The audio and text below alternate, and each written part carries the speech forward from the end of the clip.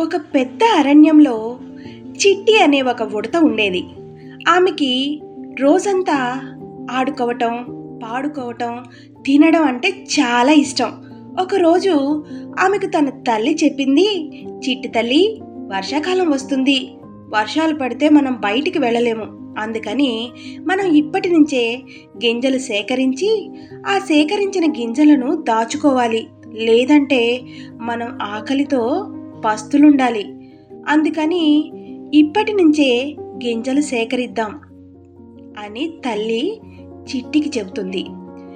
కానీ చిట్టి నవ్వుతూ అంది, ఓ అమ్మా, ఇప్పుడే సూర్యుడు చాలా ప్రకాశవంతంగా కాంతిగా వెలుగుతున్నాడు.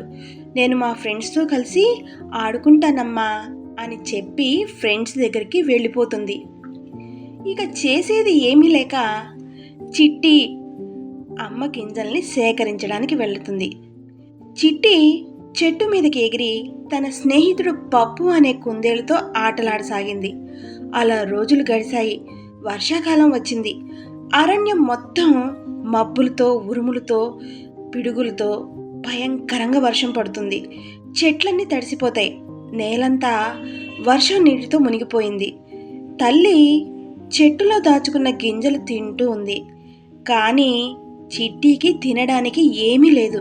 బయటికి వెళదామంటే వర్షం నీటిలో తడిసిపోతానేమో అనే భయంతో అలాగే ఉండిపోయింది. అది చూసిన తల్లి, చిట్టి, ఈ గింజలు తిను అని ఇచ్చింది.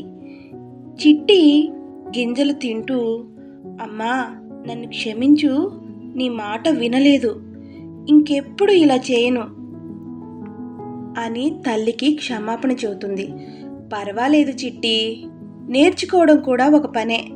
ఇప్పుడు వర్షం ఆగిన తర్వాత మన ఇద్దరం కలిసి గింజలు సేకరిద్దాం, సరేనా అని చిట్టిని ఓదారుస్తుంది. వర్షం ఆగిన తర్వాత చిట్టి మొదటగా బయటికి వెళ్ళి పెద్ద గింజ దొరకగానే ఆనందంతో అరిచింది, అమ్మా, చూడమ్మా, ఇది చాలా పెద్ద గింజ దొరికింది నాకు. ఇది మనకు శీతాకాలం వరకు వస్తుంది అని గట్టిగా అరుస్తుంది. తల్లి నవ్వి అంది, చిట్టి, ఇప్పుడు చూసావా, మనం కష్టపడితే వచ్చే ఆనందం చాలా బాగుంటుంది. ఆకలి తీరుస్తుంది, ధైర్యాన్ని ఇస్తుంది.